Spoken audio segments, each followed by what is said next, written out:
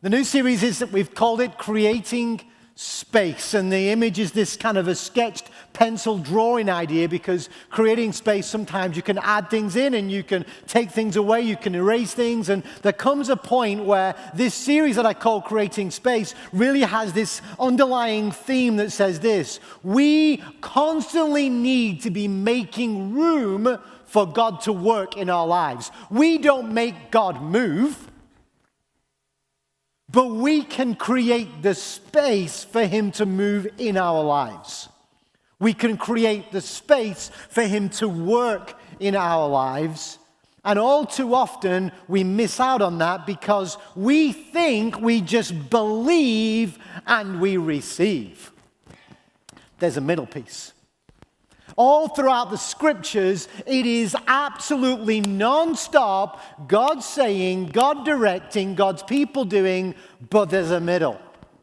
And always you'll see this moment where people have to create space, make adjustments, course directions. And this isn't just about physically. This series will cover things like some of you need to create space in your thinking, in your belief, in your relationships, in your circumstances, in your understanding, in your actions. Some of you are waiting when God didn't say wait. You need to make some adjustments for him to work in your life, and that's what it's all about. So to help with this, I'm going to give an example. I'm going to present something right now, and it may get lost in translation.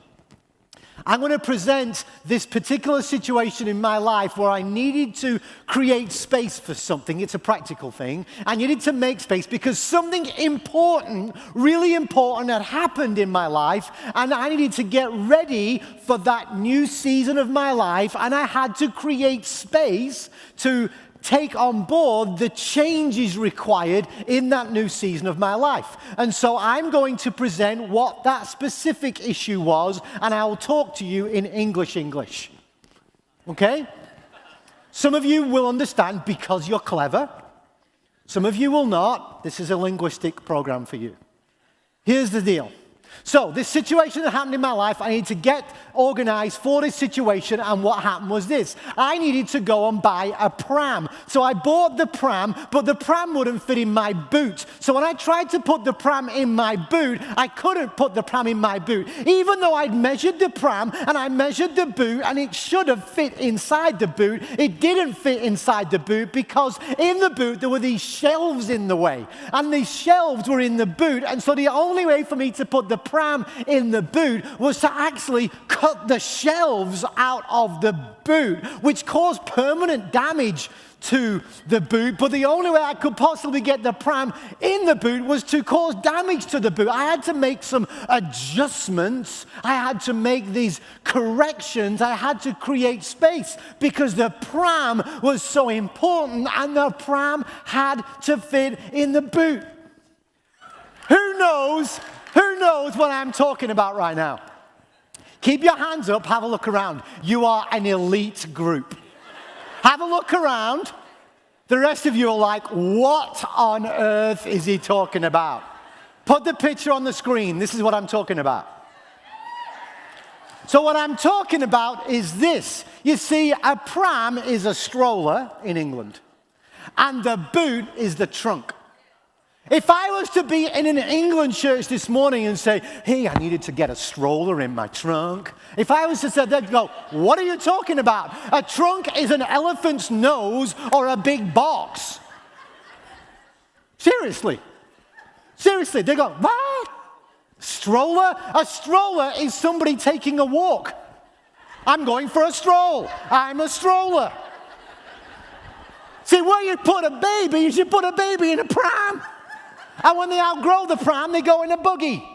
That's what it is. I've just educated you. I know we speak the same language, but we don't. But here's my point. We ultimately had to get a bigger car. Because when a baby comes, we had this tiny little cool car, but when we were just married, we didn't have a baby. We didn't need a stroller. But when we got a stroller, and I had to literally saw the plastic shelving where cool people mounted more speakers to fit in. But ultimately, I needed to create enough space because my family was growing. I needed to ultimately get a bigger car. You see, two things happen there. Number one, the illustration illustrates if I didn't create the space, I would be injuring my parenting. Here's the other thing. If I just communicated pram and boot, the majority of you would not have understood. I had to create the space in my communication for you to understand. Same message, different context, whole new methodology in communication. Even with the gospel, the world is so changing. Our culture is so changing. I wonder, have you got the opportunity to create the space to think different, communicate different? And I'm talking about life directional changes here, but I wanted to make the point.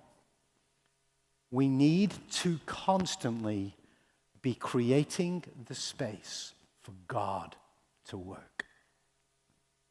We tracking now? Shall we go? All right.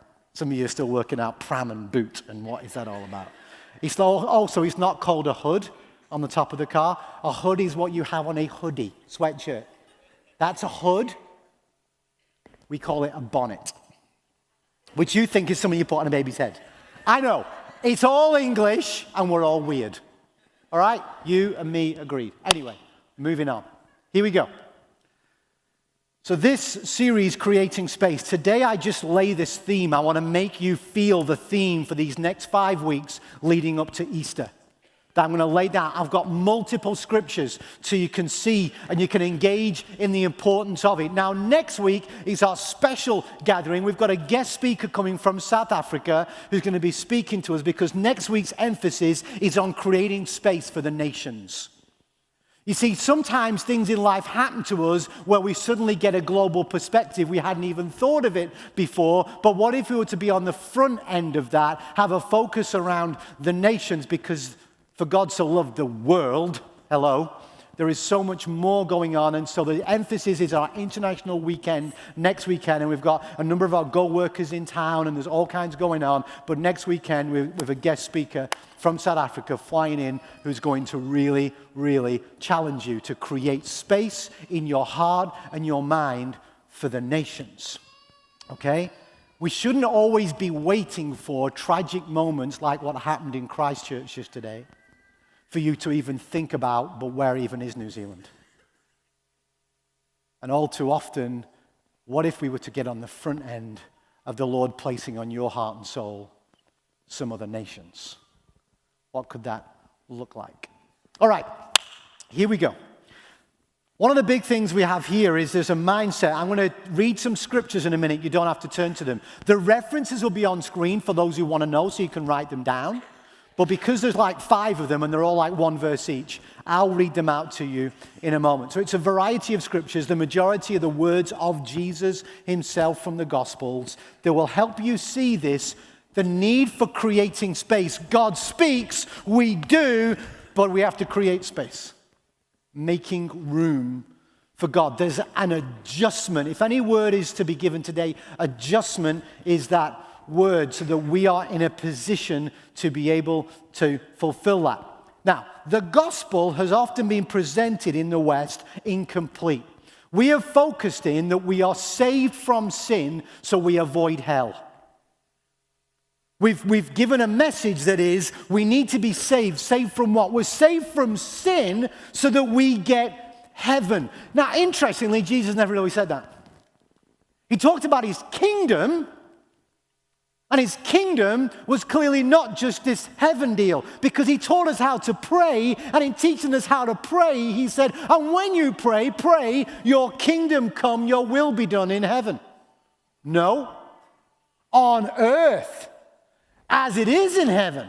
His kingdom, and when you embrace the whole thing about his kingdom, is so much richer. So when Jesus was saying, I have come that you may have life and life in all its fullness, he didn't say, I have come that you may have life in heaven. There's more, and that's this word more. There is so much more. Is saved from sin about our eternity? Absolutely. But you have been saved from something for something. You see, to receive God's forgiveness, justification, redemption, restoration, salvation is a living, breathing thing now that you can live in that and you live for that into other people. And that's this whole deal of faith and obedience. There's a course correction, there's an adjustment, there's a creating space, making room for God to work in your life. Let me read some scriptures. Matthew 4:19 and 20. Matthew 4:19, Jesus says to his calling of his first disciples, "Come follow me, fishers of men." There's a middle.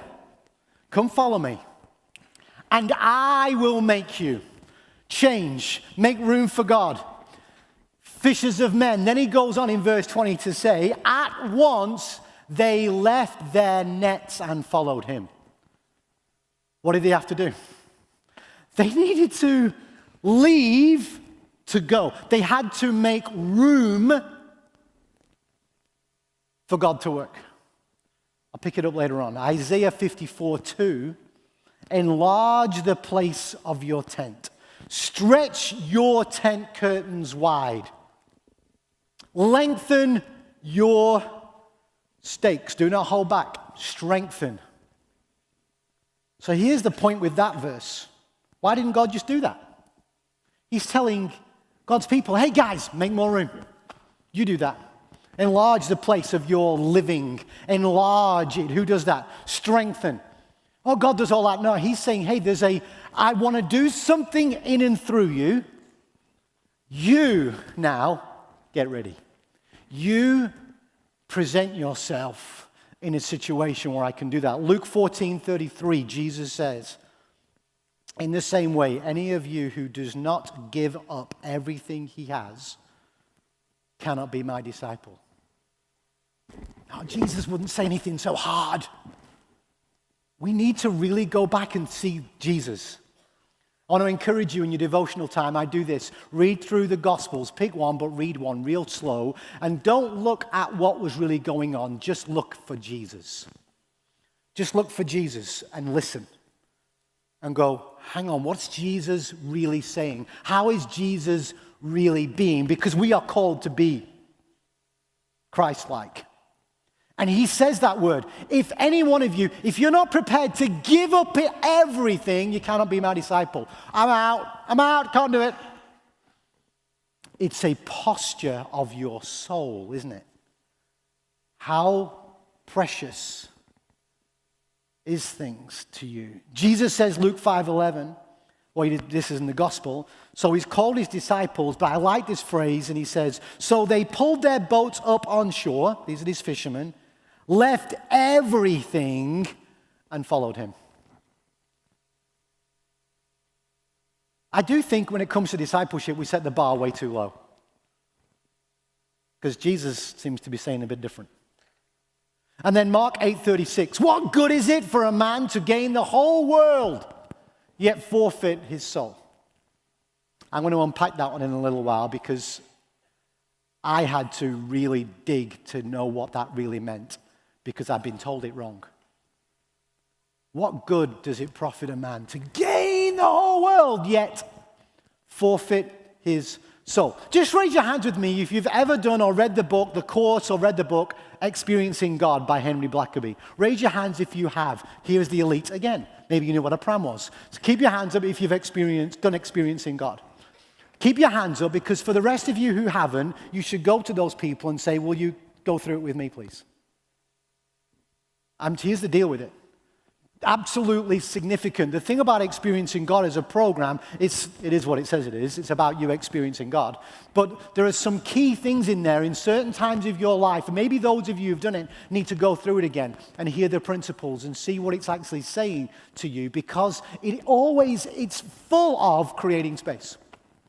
Even one of the core principles Blackaby says is this: you must make major adjustments in your life to join God in what he is doing.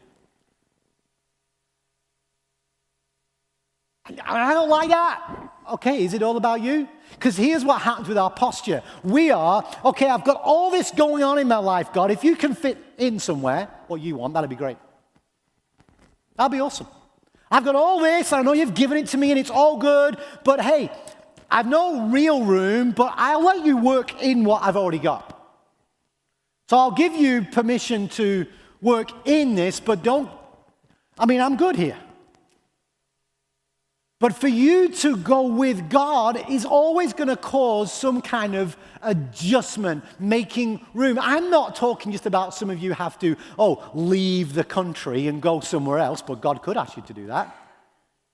But I'm talking about even in your situation, your thinking, your belief, your circumstances, the nuances, the relationships with people. Are you even living your life like that with a space for God to work and speak where you could go forward? So here we have it. We have faith and we have obedience.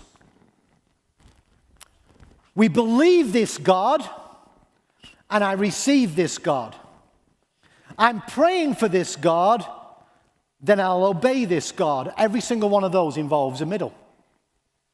Because by faith, but for me to walk, take action, believe God in that, involves an adjustment. I have to take an action. I have to do something, think something, feel something different. I have to. And then on the other side, and so it's almost like, is God baiting and switching me? Hey, believe me, and I've got all this good stuff over here, come on now. But in between, there's a ravine. You know what I mean? It's going to be, no, he's not making life miserable, but he's saying, you want to go and live with me here. Well, you're not living with me there, so let's adjust that. Obvious. How many of you married men in here are exactly the way you were before you got married? Don't say it out loud. She could be sitting next to you. I would hope you've made adjustments out of love. I would hope some things stopped so things could start. Adjustments out of love. I all too often look in a mirror and say this, but I see it in many people's lives. Hey, I want more of God. I want to live more for God. I want to live a life where I can experience His abundant life. I want things to be incredible and life-changing and impacting, and this is all this. And I'm all in on it, and I agree, but no change, please. As long as it's in my framework and where things are, no change, please. Or right now, you may be desperately in need of a breakthrough. Something's going on in your life, you need of a breakthrough. At the prayer meeting on Thursday night, we talked about breakthroughs, and we're praying for breakthroughs. See what you missed? People were praying for people's breakthrough needs. And so we were in there and talking about that. But so here you are. I need a breakthrough. This is out of my control. I cannot do anything about it. I need a breakthrough in my life. But you're just sitting waiting for God to bring the breakthrough when He's saying, get up, come on now, let's go. Take my hand, trust me in this. No, but I need a breakthrough. Yeah, the breakthrough's over here. The breakthrough's over here. You see, all too often, and I love this, Owen McManus in his book, The Last Arrow, he says the big phrase, and he says, all too often what we need to know is your freedom is on the other side of your pain. It's not, I'm going to go around my pain. Often your freedom is on the other side of your pain. Go through it. Trust Him in this. And often we want the breakthrough just to be, come to me here. That's not what I see anywhere in the scriptures. It always involves something. Why would Jesus at times cause the person who He is healing to do something? Why does He do that? Or cause His friends to? Why does He seems to do that. Have you noticed? He's doing something. It's so interacting, and there's a create space for God to move. Maybe for some of you, you need a breakthrough in a relationship or your family situation, and you're like, Lord, I know you've called me to really engage with these people over here. You've called me to be part of restoring that relationship. You've called me to be part of building something there. So, Lord, I agree with you. I hear that. I say yes and amen. So, Lord, send them this way. Send them this way. I'm open. My door's unlocked. Send them this way. And you've agreed with God, I want to, and you're like, well, it's not happening, they're not coming. No, because they still don't like you, but there's something that has to happen. What about the adjustment? It's fascinating, but it's so, so true. We need, in this series, to be focusing in on, am I prepared to create space, make room for, make the adjustment to Him? Not Him to me. To His purposes, not my purposes, and He fits them in. To His calling, I need to be in a position where I can be ready and make that move. Turn to Luke chapter 9 with me, would you? Luke chapter 9. I want to read just 3 verses that are really familiar, but this picks up this whole thing about forfeiting your soul, just to help you out. Luke chapter 9. Just to let you know in advance, some of these messages going towards Easter are really like, oh, this is revolutionary in terms of freedom bringing. But today is a little hard, I get it. We need to hear what the Lord is saying. All too often we want so much from God, but but that doesn't sound like grace does. Grace just sounds like I do nothing and He does everything. Just think about that. He has done everything. But He saved you for. Not just saved you from. It is by grace you have been saved by faith. It's not of yourselves, it's a gift of God. It's not by works so that no one can boast. For you are created, you are God's masterpiece, created in Him to do good works which He planned in advance for you to do. That's all the same text, by the way. It's the same scripture. I just went to verse 10 after 8 and 9. We sometimes just have to admit we like to do the edit that feels the best. But there is so much more that is the best. Luke chapter 9, verse 23.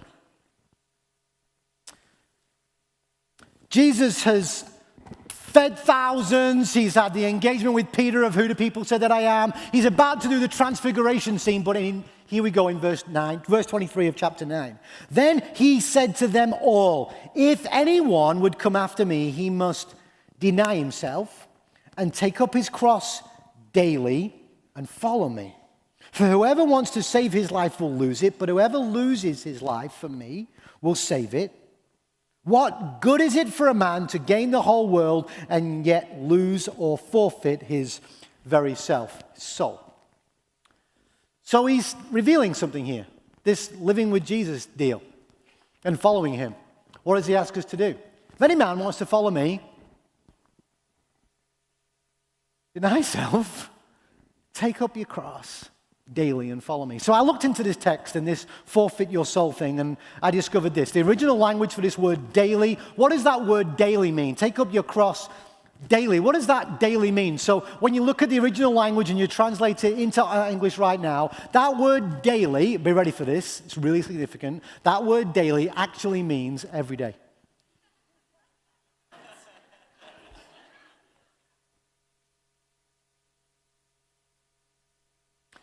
This is what it means.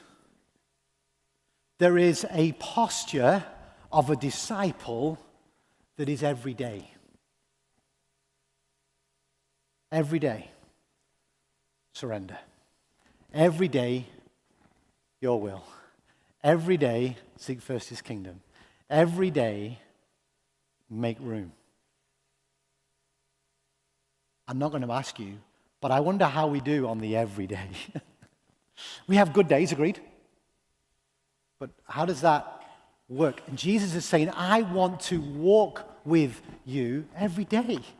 This is relationship. This is every day.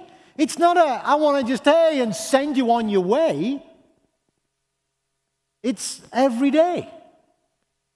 And then this word, what good does it profit a man to gain the whole world, yet forfeit his soul? Here's what you may have heard, I was heard, which was wrong.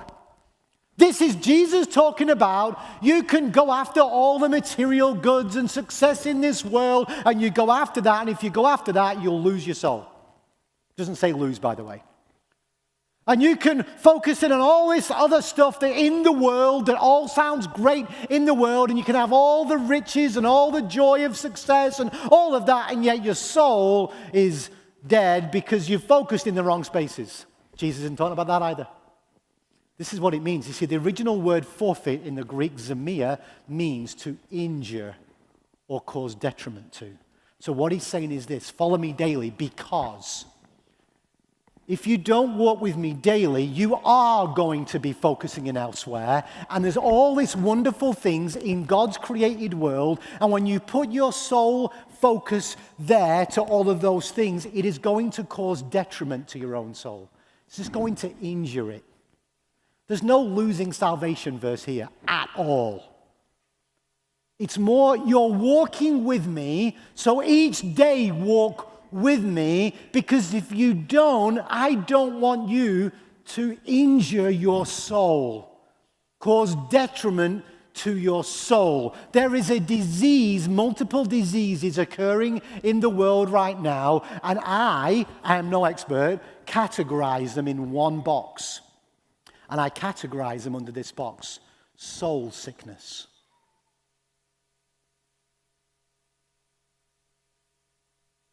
Depression, anxiety, worry, OCD, fear. All these different things come from a soul sickness. My soul's been injured. Something detrimental has happened to my soul. And he's saying, walk with me. Deny yourself, create space, walk with me, and you'll find nourishment for your soul. I'll restore your soul. Psalm 23. How does he restore your soul? This is the core of our being.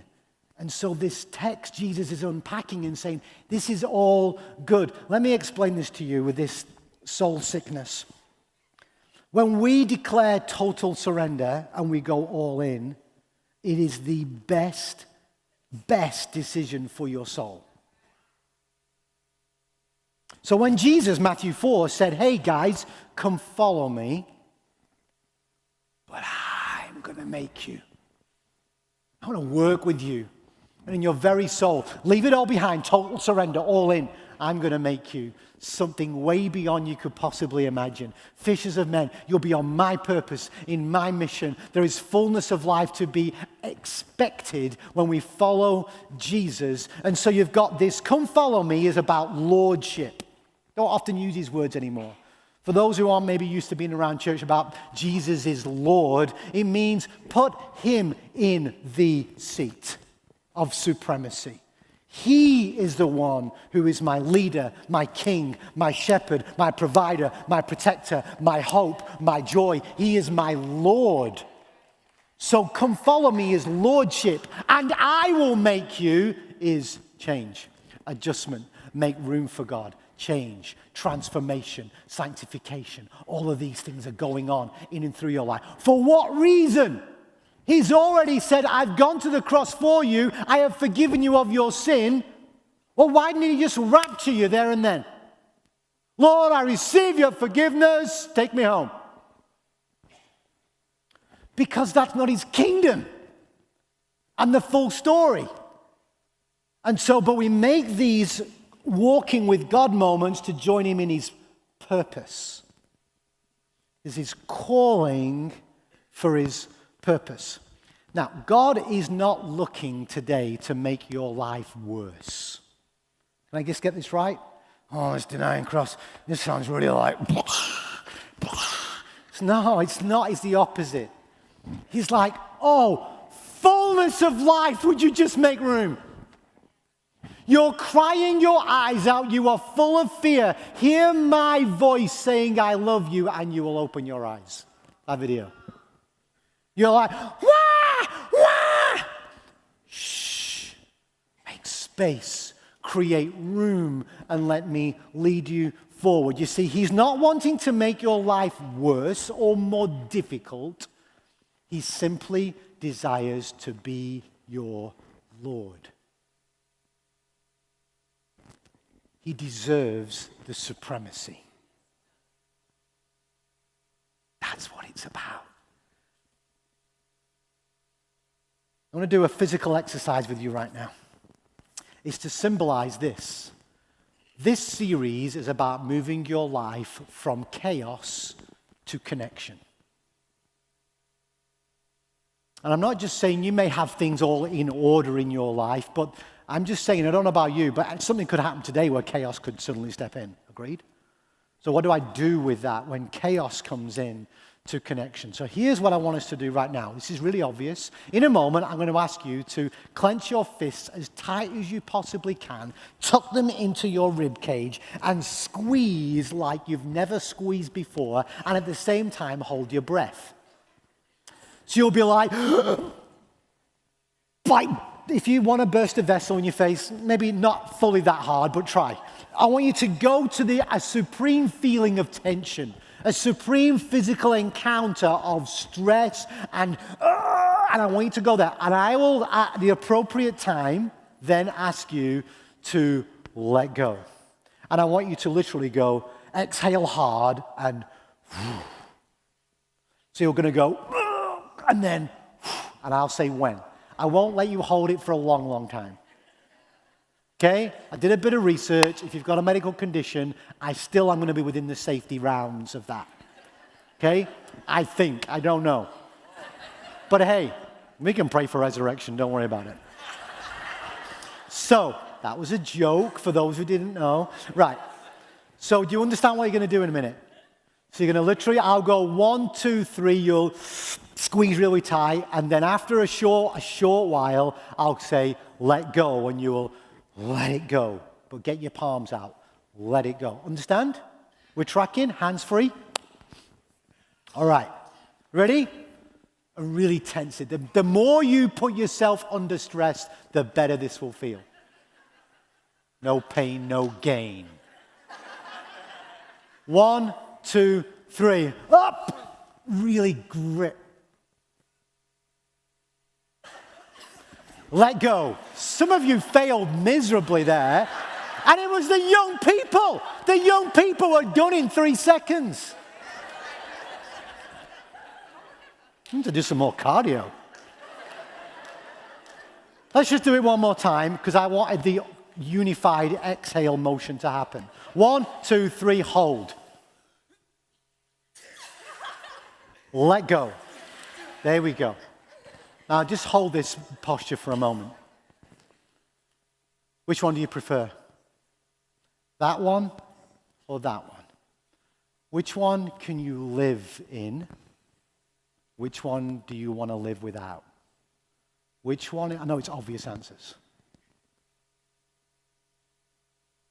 Every time in our walk with Christ, He knows this happens. It happens. Come to me, all you who are burdened and heavy laden. He knows this happens. This series is about, but Lord, nothing's changing. But Lord, this. And some of you live a life of frustration because you see how society is going, and you're like this. If only we had no phones, kids would look at me more.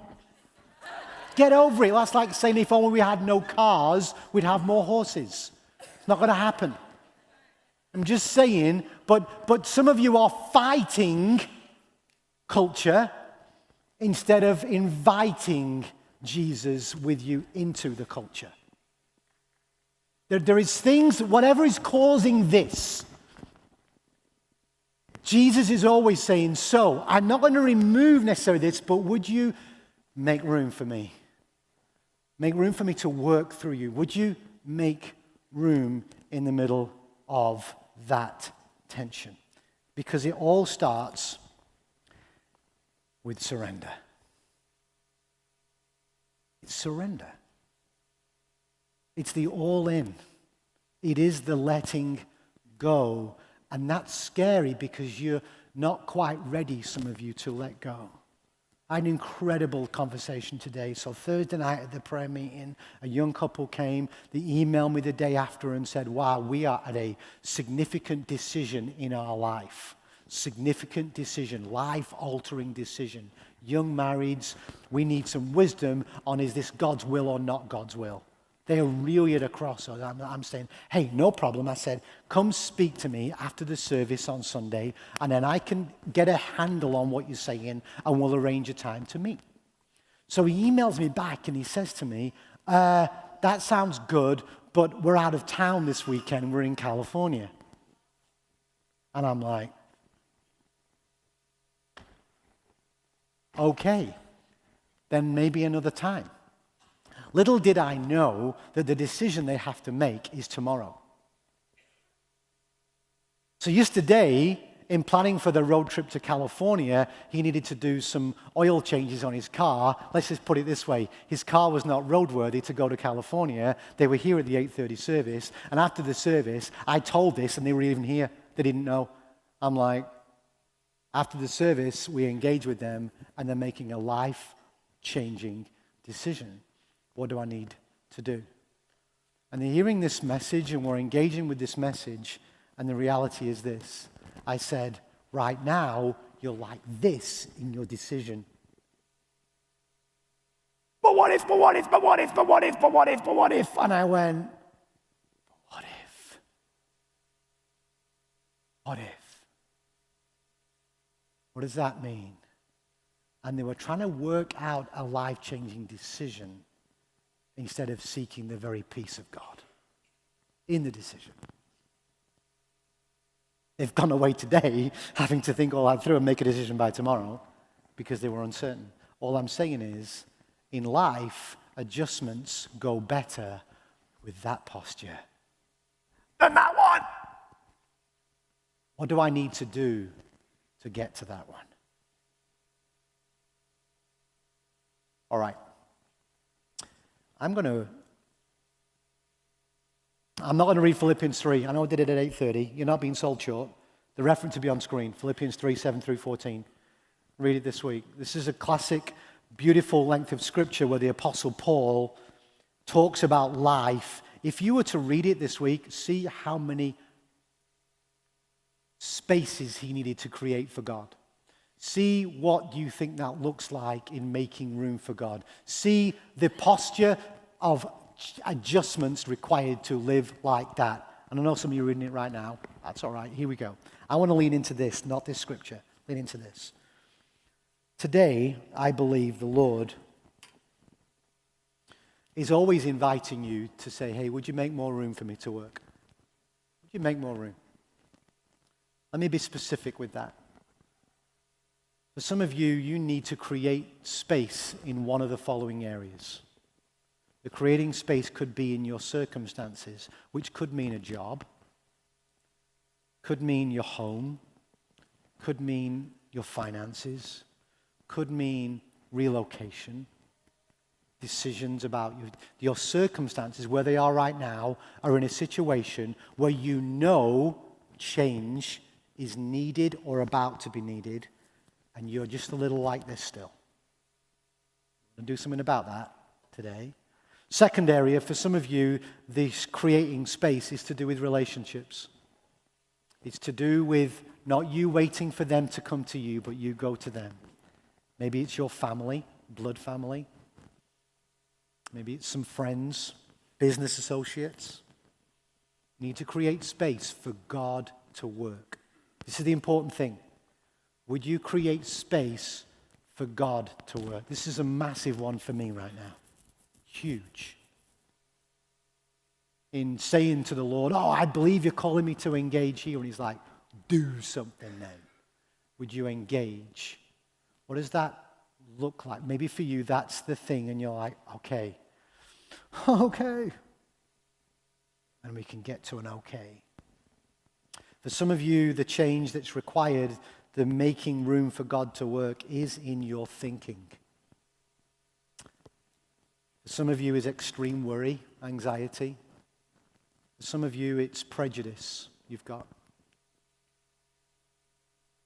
Racism. It's an extreme judgmental Christianity you're living in. Some of you crave more truth, but grace is losing. Some of you are all grace and no truth. It's a change in your thinking. Do not conform any longer to the pattern of this world, but be transformed by the renewing of your mind. What does that transformation look like? Oh, it just happens. No, make room for God. Some of you, that thinking is attitudes towards things, towards people groups, towards, who knows, towards. And I know situations like what happened in New Zealand can sometimes trigger some of you to react. But would you make room for God? Next would be, for some of you, it is a life commitment decision you are considering, and you need to make room for God. You're considering marriage. You're considering the ending of a marriage. You're considering starting a family. You're craving for a family.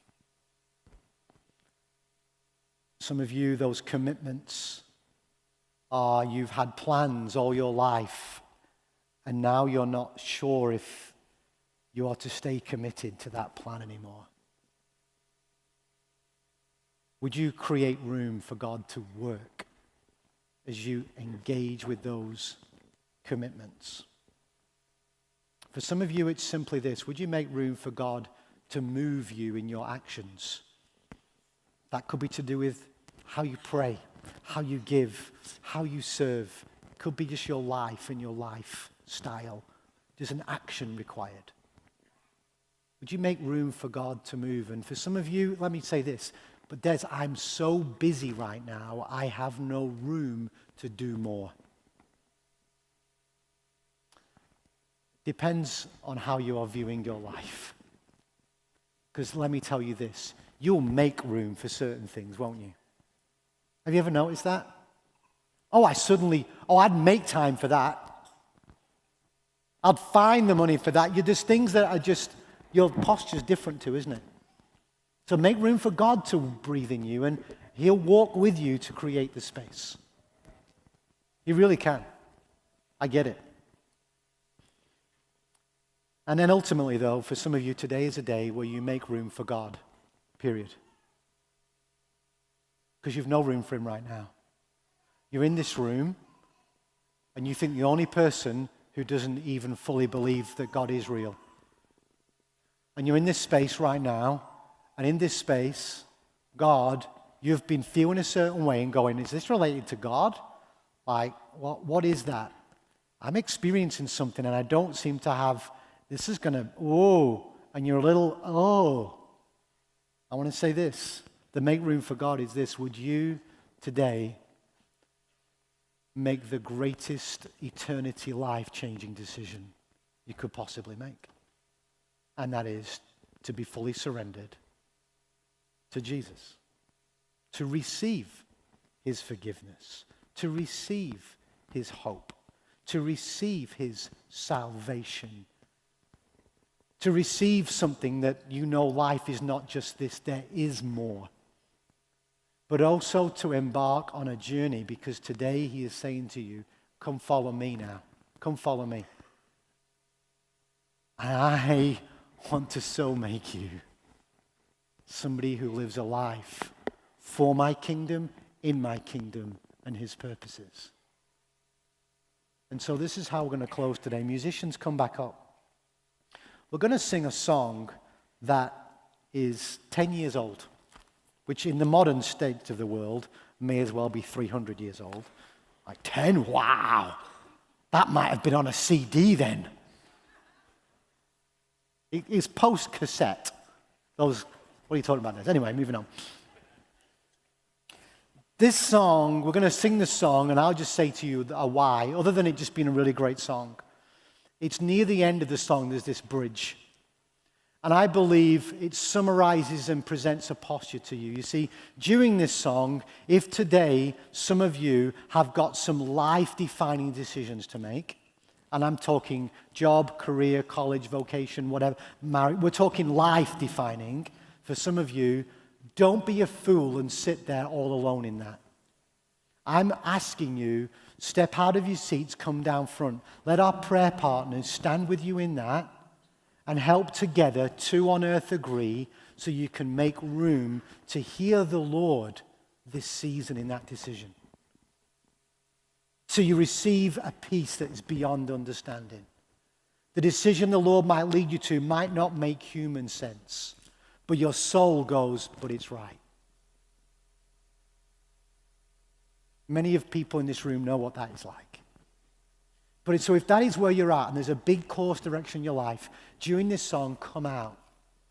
Also, so because you're not alone, if I've never gone all in with God, this total surrender thing, this and receiving and saying, sorry, Lord, I wasn't living with you, but I didn't know. But I come to you now, and I know I'm not worthy. But he wants to show you that he is worthy, and the cross was for you. His bloodshed was for you. Then you also can come out down front. And we have some regular people down here who are prayer partners, and you just go, I need to go all in with Jesus. Help. And they'll walk you through what that is. But it's daily, though, from there, the walking with him. Saved, done. Child of God. There's a time here for this to happen. So the end of the song, and if you've got something else with this letting go and you just can't seem to let go, come out for prayer. Let's help us open your hands, yeah? Come out for prayer. Because this, you can only live for so long. So the bridge at the end of the song says this: heal my heart and make it clean. Open up my eyes to the things unseen. It's going to take and make room, yeah? Show me how to love like you have loved me. Here's the line: break my heart for what breaks yours. Everything I am for your kingdom's cause. That's the line. What if Grace Community Church was an army of Jesus followers whose heart broke for the things that God's heart broke for, who declared everything I am for your kingdom? Everything I am for your kingdom. What would your home look like? Your workplace, this city, this nation? Wow. So I want to hand on to the team to lead us in that song. Make the most of a move. Make room for God to move. Create space. Come down front. Let us pray with you. Even the motion of making space, of coming out, is an act. Lord, I'm going to express on the outside what my soul feels on the inside. Come. We're good?